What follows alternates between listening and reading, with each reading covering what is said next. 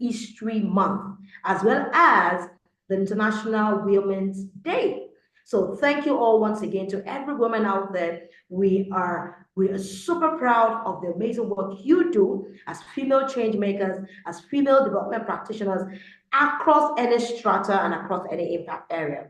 All right, so I'm excitedly reading from you. I can see Yinka, I can see Sarah, I can see Olamidayo. Thank you all for joining us. And yes, we get on straight on to today's edition of the Social Impact webinar. And I will kick up with a brief introduction of our, I'll kick up with a brief introduction of our guest speaker. How excited are you? Let me read it in the comment section. And yes, we'll get onto it right away. Thank you. So Angelique Kontengwa is a distinguished economist and financial strategist, bringing over 27 years of extensive experience in leadership roles within both the public and private financial sectors. She's renowned for her proficiency in financial reform strategy implementation, facilitating seamless mergers, and attracting investors. Angelique has consistently contributed to organizational growth throughout her illustrious career. Our professional expertise spans a wide array of domains, including executive management, commercial banking, central banking, bank supervision, market analysis, regulatory trends, forecasting, microfinance strategy, strategic planning, technology solutions, cross-functional team leadership, performance assessment, client relationship management, and project management. She is currently the managing director, BDO Corporate Advisory, Rwanda.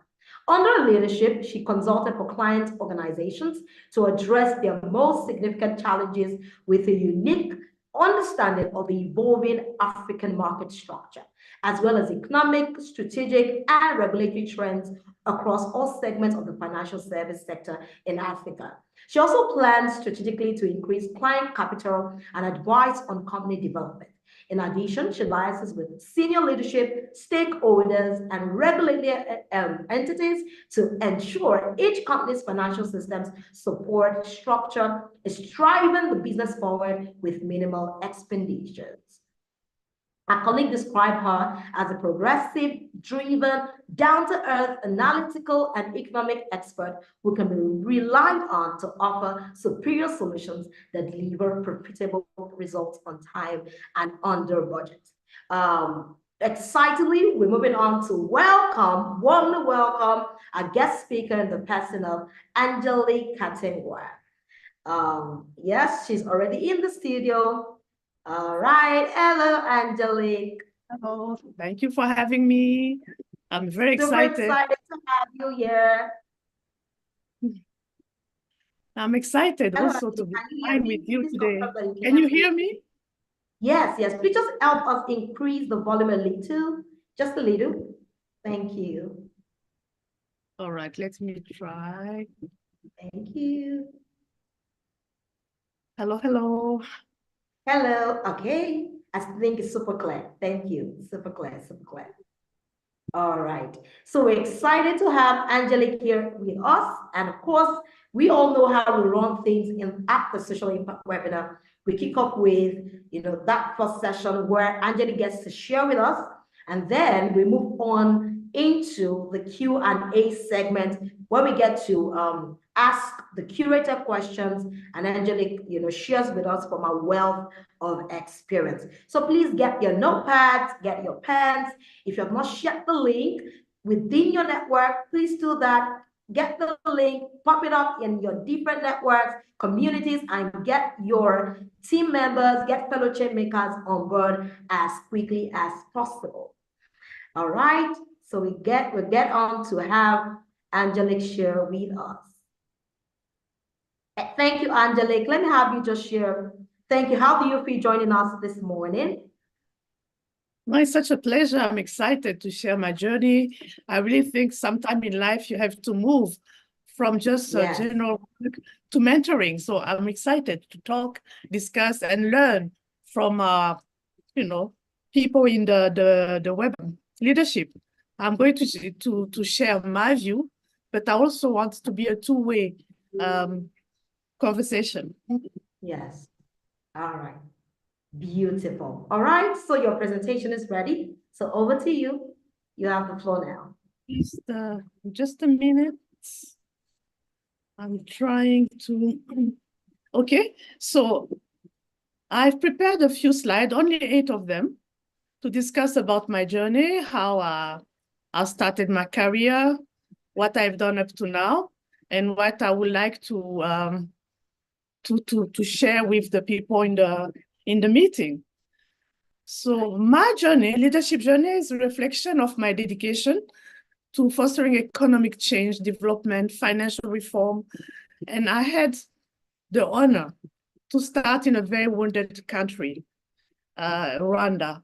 And this is really, for an economist like me, to look at the trend, where the country came from after the genocide to where it is now. It is really an important element to be shared. Can we go to the next slide?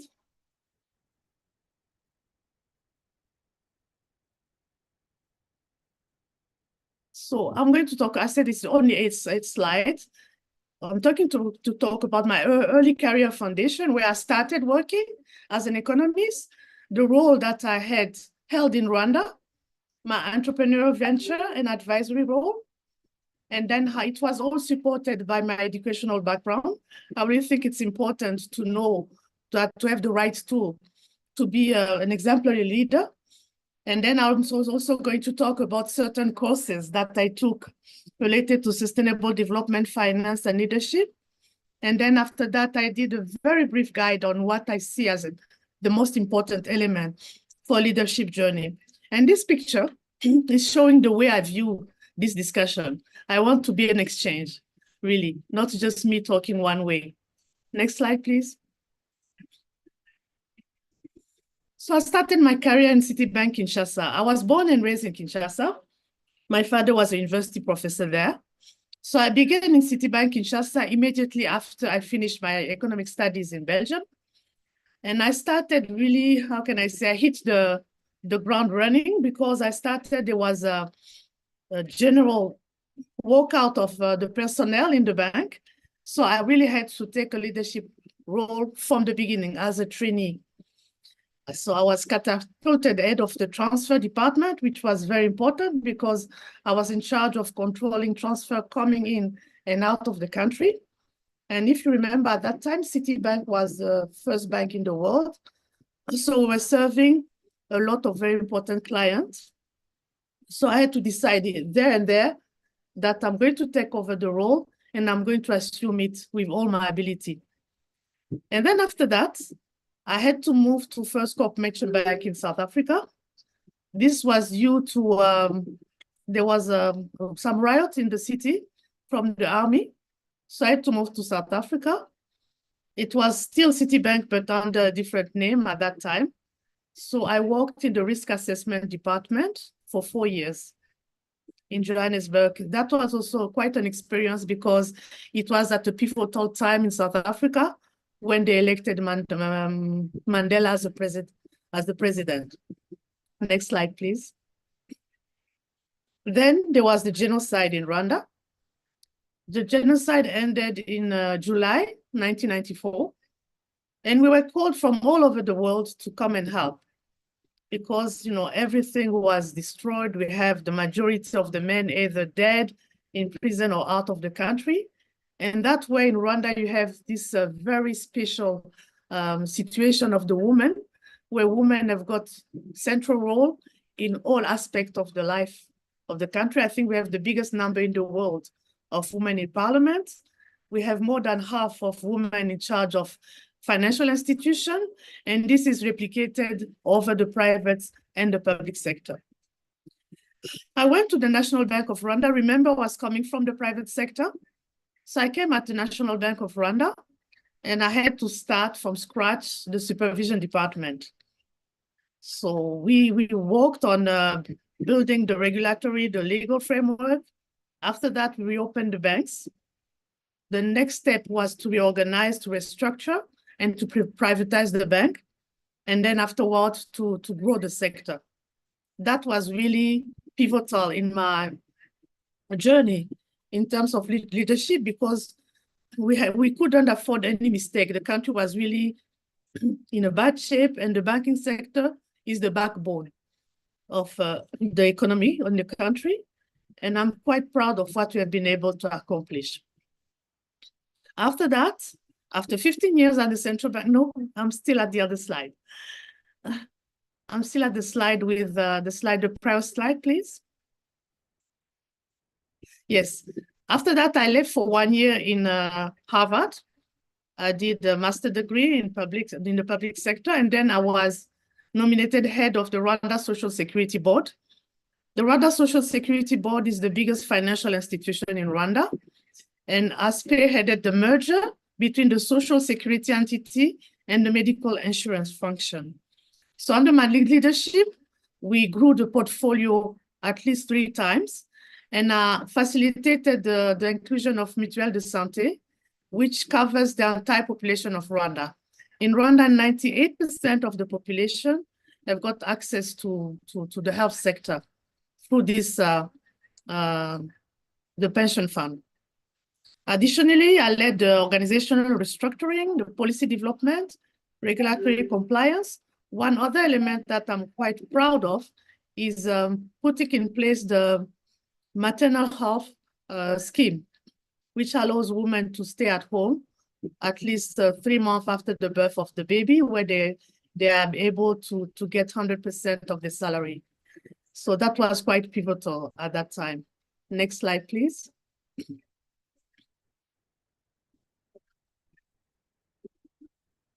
Then after that, I left the public sector for the private sector. I opened my own company, Salama Capital, the consulting, because remember, I started my career in the private sector.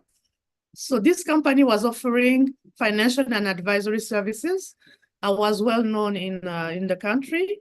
So I started working. I was quite excited to bring an alternative in the sector, to bring private capital actually to be clear. I wanted to bring private capital to the business, to the startup, for them to be able to grow, because you know that the banking sector don't usually finance startup. It is not their role, because they don't have the security necessary to be able to be funded. Then I was approached by BDO. BDO is the 5th largest audit firm in the world, and they wanted to open the advisory activity. So they say, why don't we join effort? You create with us the corporate advisory within BDO. I say, why not? So we started working together. And at the same time, I was given the responsibility of managing a fund which is called Manufacturing Africa. And Manufacturing Africa program is funded by FCDO, which is the development branch of the UK government. And it has been quite successful. So far, we have facilitated 25 deals in the manufacturing sector of Rwanda. We have created around 8,000 jobs and mobilized over $170 million in potential FDI. So during that work that I do for corporate advisory, I try to help the startup to be investment ready. I work with them. I prepare the pitch deck. I prepare the financial model, the investment memorandum, and present them to external investors. That is a big part of my job. The other part, I'm an advisor to the government, where I develop some strategy or policy. For example, during COVID, I worked with the government to put in place the emergency fund, recovery fund. And I did all sort of work for the government and under that hat, on the FCD, on the BDO corporate advisory. Next slide, please. So I talked about the importance of the right educational background and affiliation. It's very important to be a leader, but you have to give yourself the right tool. You really have to be the expert in the room. remember, we always come with a little bit of, how can I say, difficulty to convince. But when you have the right tool, you know yourself that you are competent, but everybody, it's proven through the title that you have. So I studied at University of Nabil in Belgium, where I studied economics and social sciences. This academic experience were really important in shaping my leadership ability and establishing a solid groundwork for my professional development. The coursework was rigorous. It was a Jesuit university. So if you know Jesuits, they are quite serious people. And I was challenged to cultivate a robust analytical mindset, which really is, I'm known for that, for being very, very rigorous in the analysis that I take, and to be capable to critically assess complex economic and social issues. Then afterward, as a mid-career, they call it a mid-career degree, I was sent by my government to Harvard University to pursue a master's degree in public administration. It was already a huge honor to be in Harvard, but what I really appreciated was the environment of this master degree, because I was with 160 other experienced mid-career from around the world, and the discussion what we had at that time were nurtured our critical thinking, strategic decision, and impactful leadership skills, and gave me a community that I can connect to anytime I have a challenge. I can ask for an experience from Azerbaijan. I can ask my colleague in Haiti, my colleague in Singapore, how would you approach this type of problem? So it is really something I will be forever thankful to my government to have had the honor to be part of this group of very qualified people. Next slide, please. The leadership journey forces you to be a constant learner. You really have to update yourself to learn and learn and relearn again. But I've done a lot of courses, but I listed here the one which I think are quite pertinent for the women, the people in the watching this webinar. The first one, I always encourage women to participate to the Leadership and Business Management mini MBA from AWEC, African Women Entrepreneurship Cooperative, which is organized by the Center for Global Enterprise every year. They sent actually the offer around the world, particularly in Africa, and they only select 200 women. But now we're already a community of 1,000 women, all of them in the private or public sector, leaders that we can reach out to, we can discuss, share information. Whenever I have any type of issue, I can call Cameroon, I can call, I don't know, Nigeria. Nigeria, I think, is the biggest community, and get an advice, get an information, get a contact. I really think that leadership is not an isolated work. You work with people, you really need to have your network.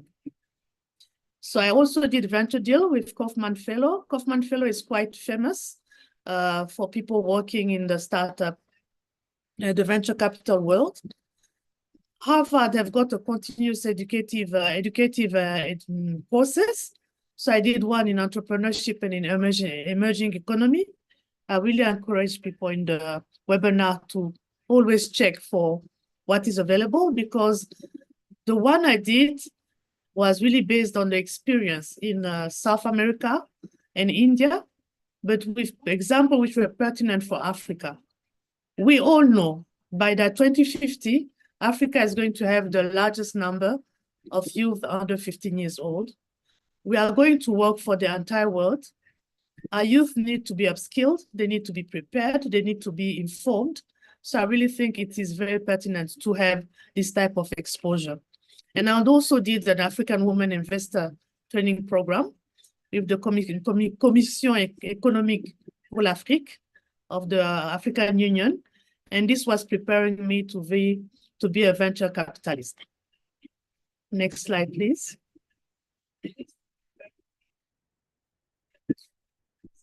I tried to do a very short guide on what should be leadership development, leadership in action.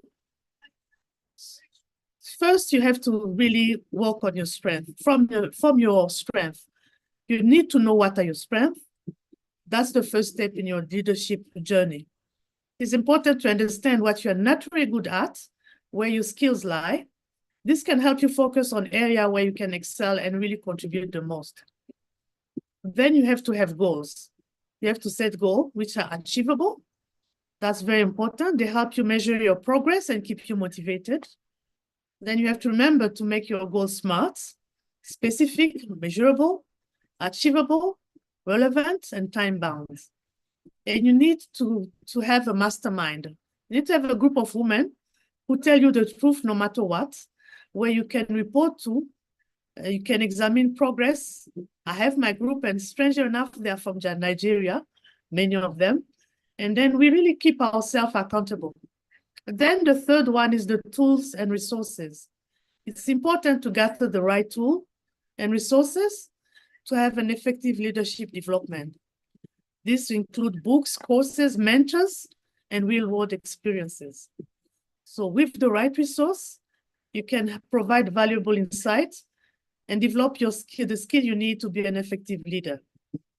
That was a very short presentation, but it's really illustrating my journey as a leader, where I am now, and how I see my future as a mentor. Thank you very much for your attention. And I'm looking forward to our exchange. It's not just question, exchange. Thank you.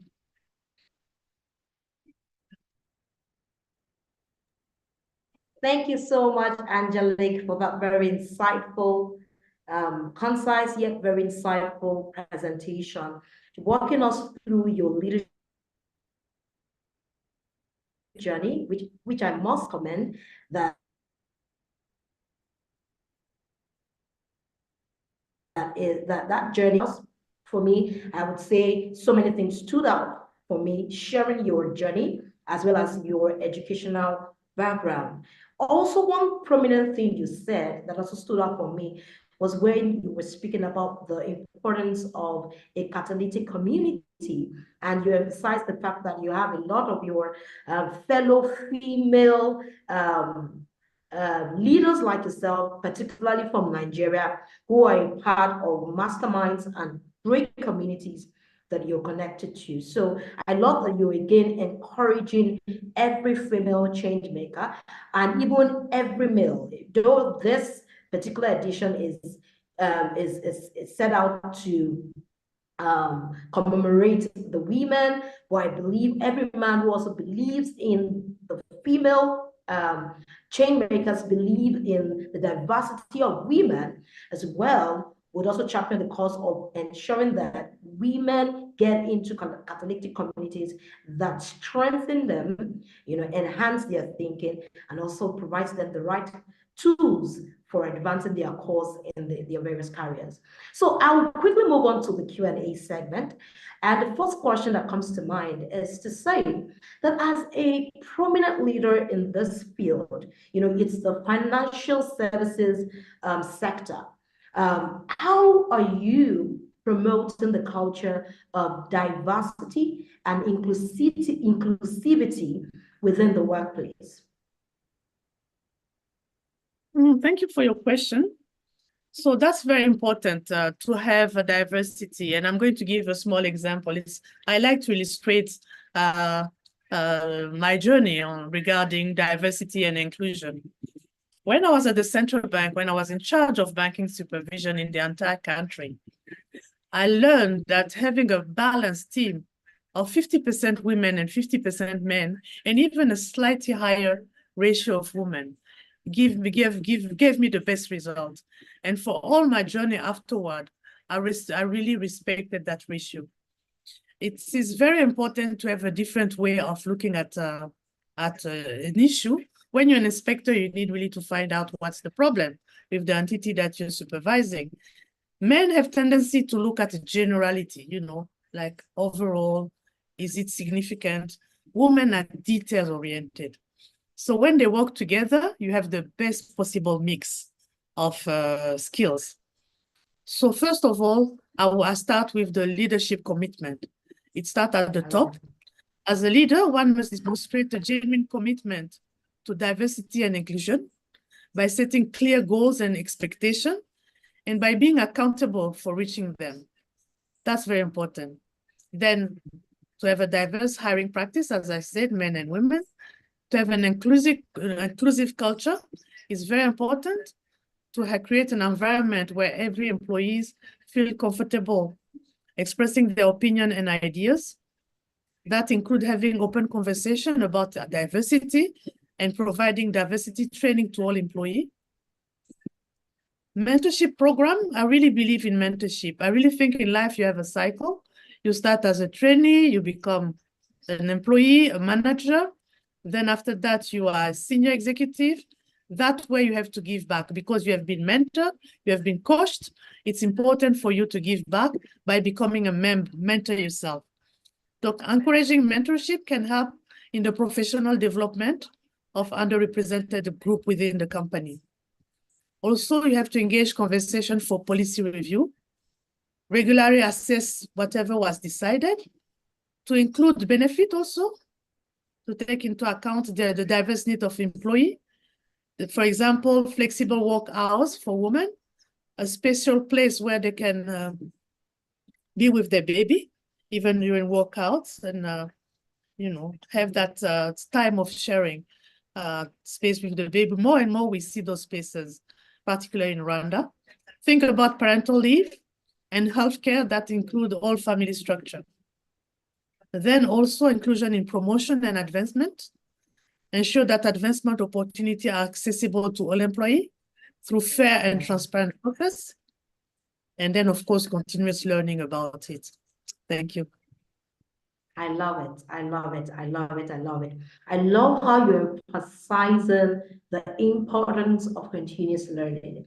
So it's not to just kickstart it or implement the strategies or put in place those key elements that drive a culture of diversity and inclusion, but ensure that there is that continuous life cycle of driving inclusion. So the next question then will be, what role do you believe women play in driving innovation and growth within organizations? And how can they be empowered to take on more leadership positions? And you could take a cue from your experience, climbing up the leadership ladder.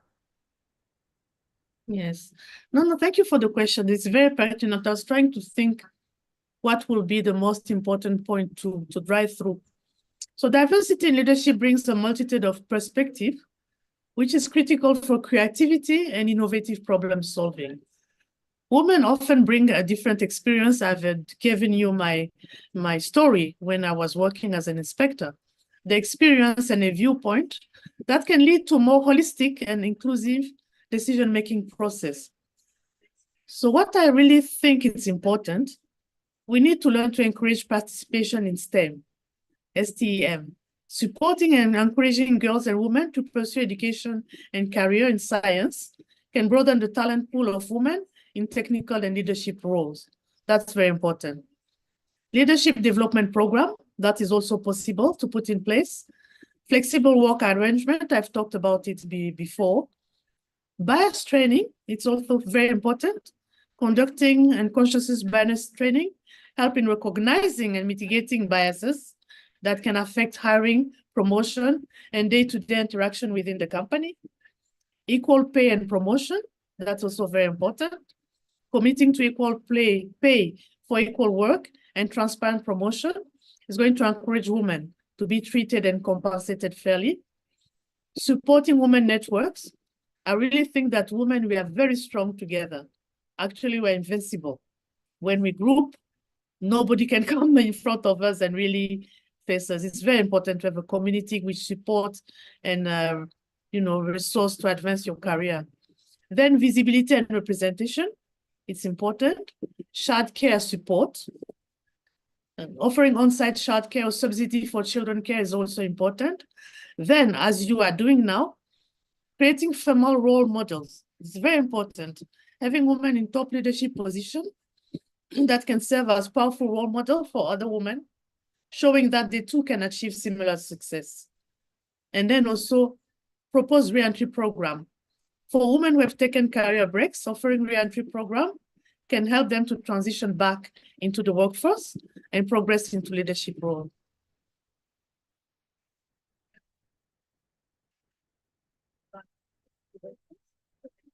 I love it. I love it. I love it. I love it. I love it. Thank you so much for sharing those insightful points around how women can play, the role women can play in driving innovation. And I love how you particularly again reaction the need for more women to get into STEM.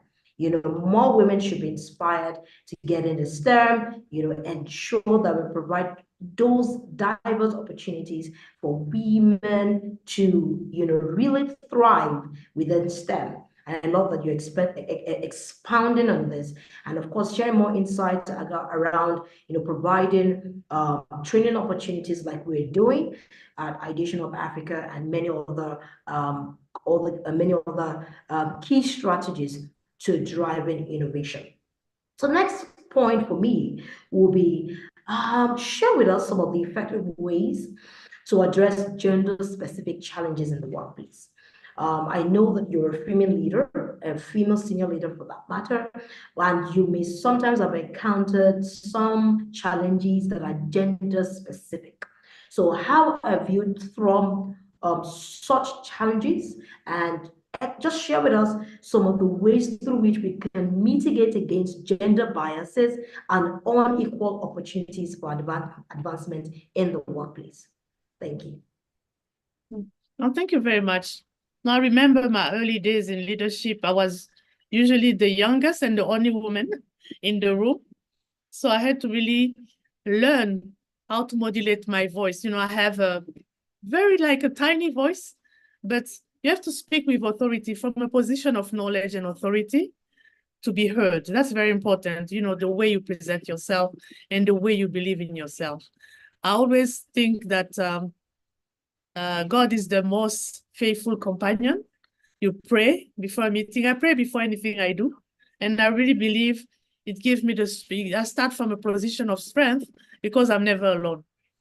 So the most effective strategy to my knowledge is awareness and education, conduct regular training session on unconscious bias and gender sensitivity for all employees, especially top management and human right personnel.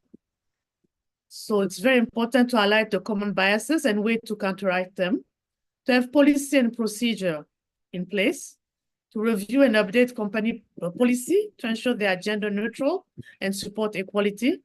It is very important to establish clear and merit-based criteria for promotion and salary increases to prevent bias. Everybody will know what is the rule. When someone is promoted, there's no discussion. Then transparent recruitment and promotion process using that policy and procedure in place. Mentorship and sponsorship program. I talked about it. That is very important to connect women with mentors who can provide guidance, support, and opportunity to develop leadership skills.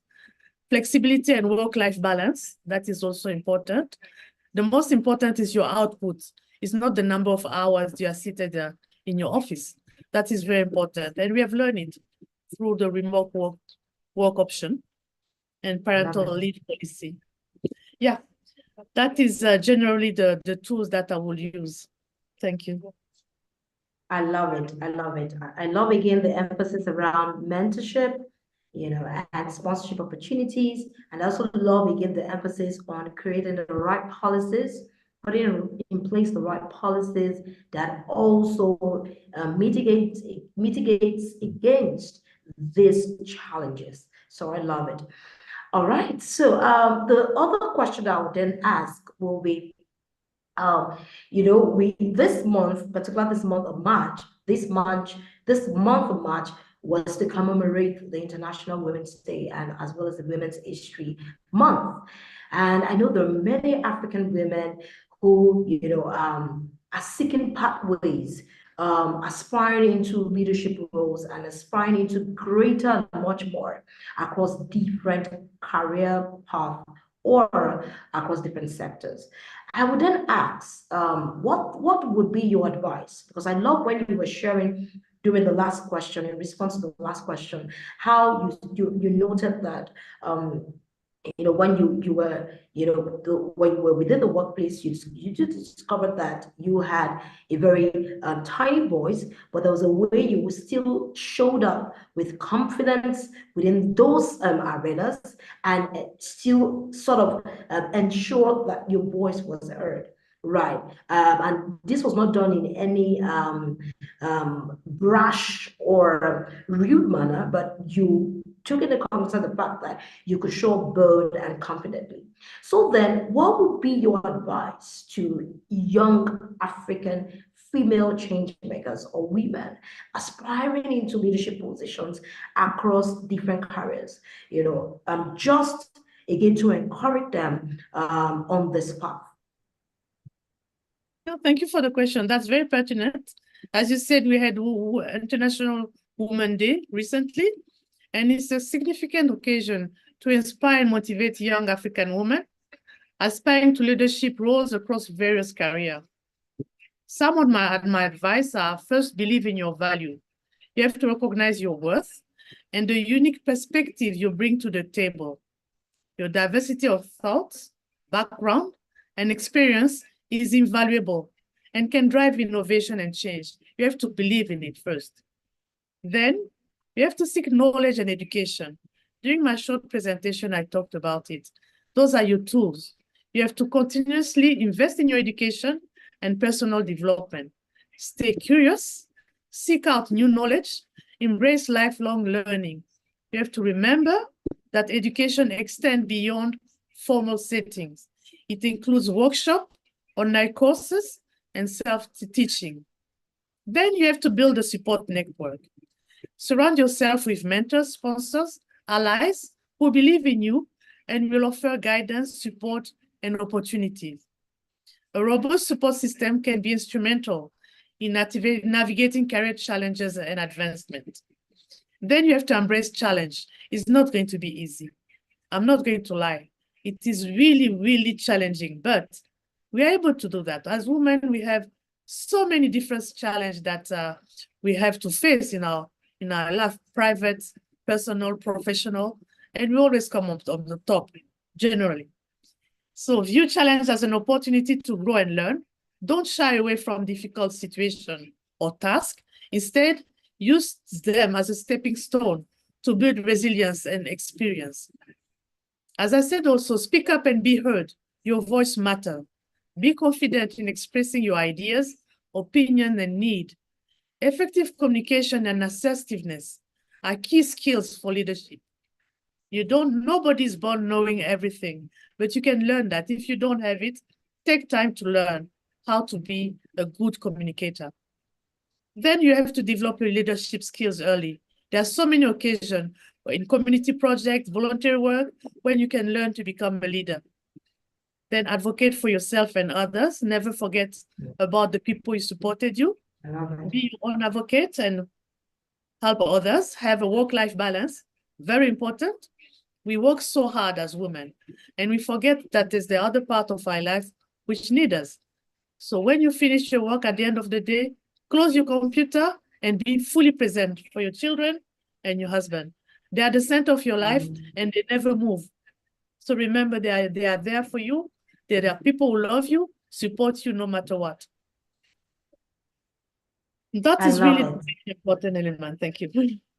I love it. I love it. I love it. Thank you for sharing. I love the last point you noted about the need for work-life balance and the need to really prioritize the special people in our lives. They care about us. It's very pertinent, especially, when talking about this, how to inspire inclusion beyond the workplace and desiring to climb up the rung of the ladder as a leader. It's also pertinent that there is that balance at the home front, caring for everyone who loves you, your children, your family, your husband, friends, and just ensuring there's that balance, having that social life, having that ability to also get a network, meet new people, and just interact even beyond the four walls of a workplace. So thank you for sharing those very brilliant insights, Angelique. So moving on, I then would say, I want to ask a question that now pertains to your expertise and experience within BDO corporate advisory. So in line with the theme of our discourse, which is inspiring inclusion, I would want you to share with us ways or practical ways through which BDO corporate advisory has supported the career advancement of women. I saw that you sort of highlighted how the government of Rwanda sort of supported your own career growth. So, but we also want to know, even not just beyond, not just about BDO corporate advisory, because I know you work with the government of Rwanda as well. Just speaking about Rwanda, as well as a country, what initiatives or programs have been implemented to support the career advancement of women, and what impact have they had on the organization that is a BDO corporate advisory and just within Rwanda as a country? I'm sure many women who are streaming from across different parts of Africa and the world have a lot to learn. Thank you. Thank you for your question. No, you have a point. Our government really makes sure that people are very trained, ready to assume very important position, because after that, you really need to be accountable. You sign a contract, even in the government, at the beginning of the year, and at the end of the year, there's an evaluation of your performance. So the government is really adamant that you have the right tool beforehand. So I will talk about the steps I think which are important, which are done in BDO, but also done in the public sector, because we have an agency in charge of public sector. We conduct a need assessment. We begin with a thorough assessment to understand the specific needs, challenges, and aspirations of women in the organization. Then we establish clear policies and goals. So that's very important to promote gender equality and inclusion. We develop targeted training program. That's important also to be sure that women in place, they can assume the leadership position, they have negotiation skills, and they also overcome gender bias. The fact of being a bit shy, not to be sure that you're going to be able to tackle the task in front of you. You know that the story, that men will apply to any job where they fulfill 30% of the condition, but women, they will never dare if they're not qualified to 100% of the requirement, when they can also learn on the job. So you have to create a formal mentorship program, foster networking opportunity, I talked about it, and I come back to the same, promote work-life balance. That's very important. And then monitor participation and outcome. Thank you. Thank you for sharing. I just love how you threw that balance in about the importance of women gunning for challenges way bigger than them.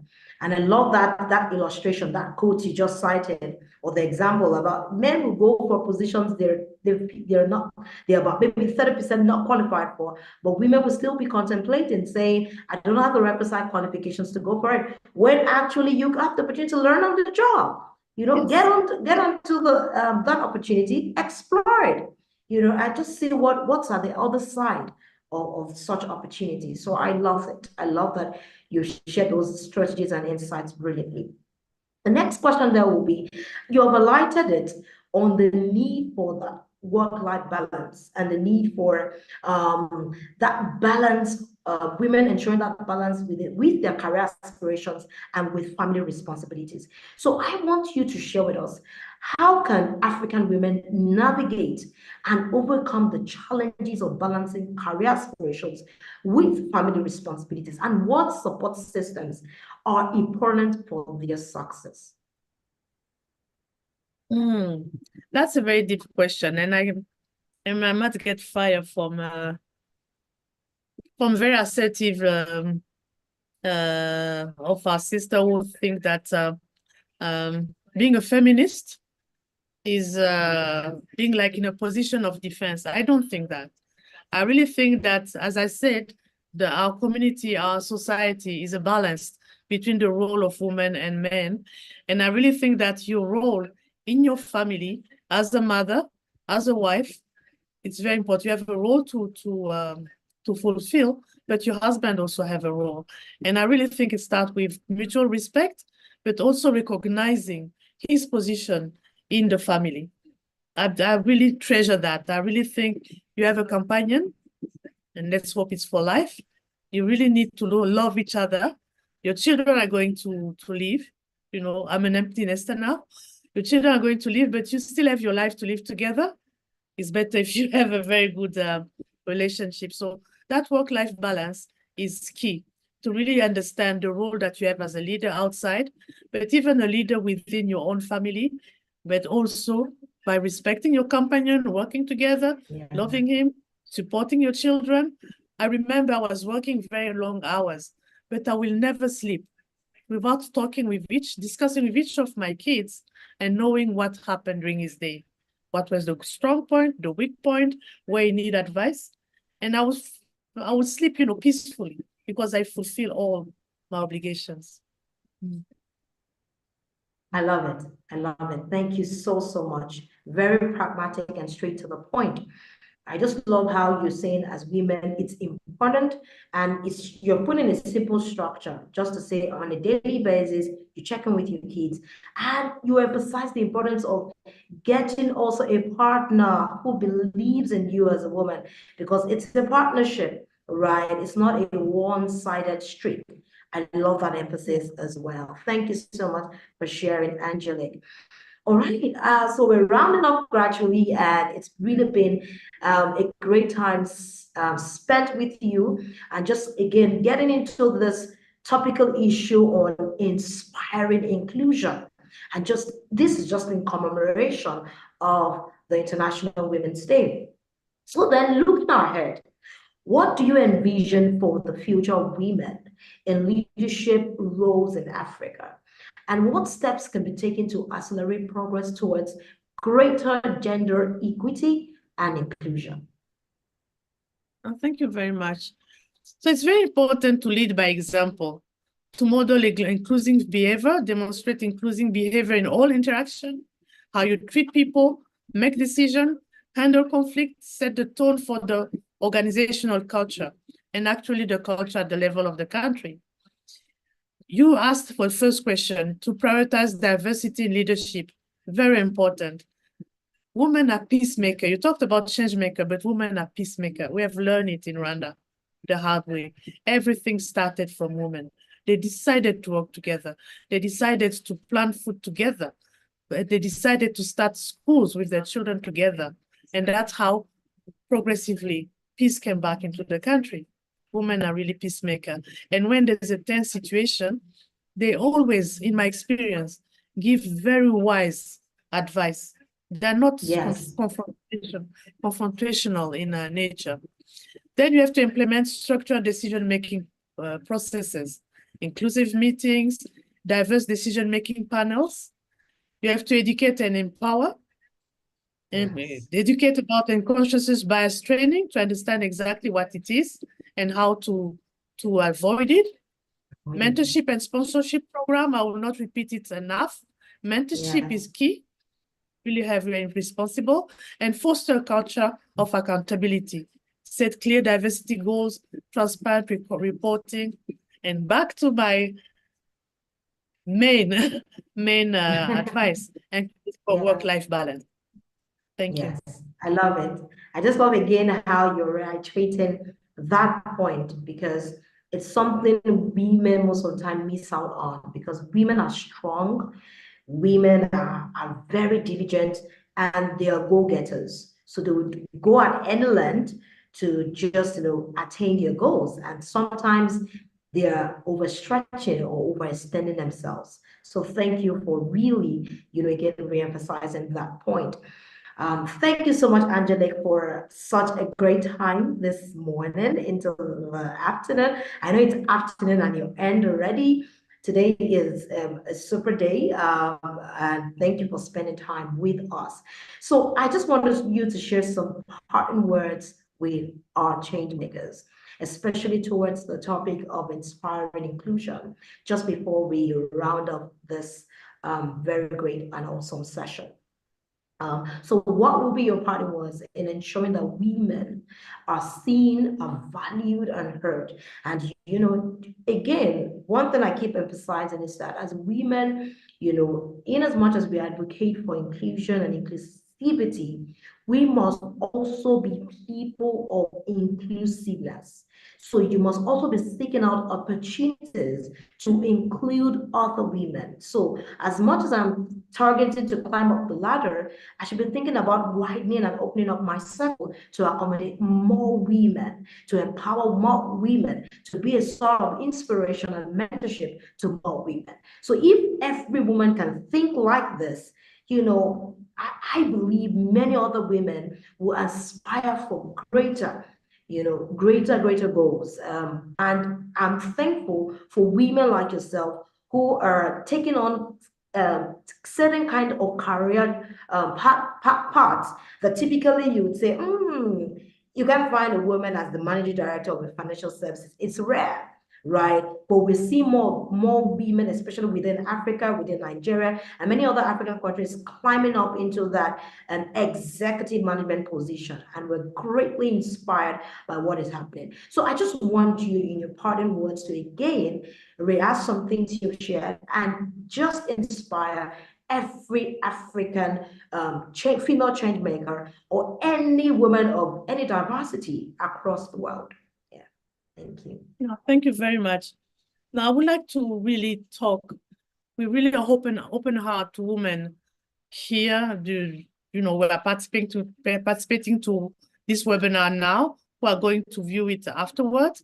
It's very important to be at the center of the societal and community support, to be building community network, building a support network of relatives, friends, and neighbors. You don't start very high. You start around you. That can provide practical assistance and emotional support. Work on advocacy and policy change. It's very important. Advocating for policy that support working parents, such as affordable childcare, healthcare, and education. Public awareness is important, but most and foremost, education and empowerment program. Community and NGO-led program that educate women on their rights and provide skills training can empower women to pursue both career and family goals. You can be a leader in anything you do. Thank you for having me. Thank you so much, Angelique, for spending this day with us. Thank you for the awesome insights shared thus far. It's been a very, very insightful session, and we've been greatly impacted. Thank you once again for that time spent. Thank you so much. So again, I'm charging every woman out there. We believe in you, and that's why we hosted this edition, dedicated this particular edition of the Social Impact webinar to you, amazing women. And just again, to commemorate the International Women's Day and to let you know that you're special, right? And that's why at Ideation of Africa, we have curated an awesome summit coming up in June. Full details will reach you very soon. I'm sure you've seen the teasers, and very soon you get links with which you can kick off to register. So please, when you see the registration link, kick off immediately, share within your networks, get as many people on board the Women in Development Summit coming up in June. We're excited, and we're just looking forward to hosting you to that strategic convening for women across different sectors. Once again, thank you to everyone for joining us this day across all parts of the world. We're hosting people across different parts of Africa. And again, I'm saying welcome. And to that note, we'll say we look forward to hosting you to another amazing edition of the Social Impact webinar next month. Keep your fingers crossed, and of course, continue to interact with us across our diverse platforms on the different social media platforms such as X, IG, Instagram, LinkedIn, and Facebook. Angelique, is there any way anyone could interact with you? Perhaps they would love to connect with you, maybe on LinkedIn. I believe it's just your name, Angelique Kontengwa. Yes, so I'm sure you can just search out Angelique Kontengwa on LinkedIn, and definitely you can connect with Earth. Thank you for your time, Angelique, and to our amazing ecosystem members, we say bye for now. Thank you. Enjoy the rest of your day. Bye-bye. Bye.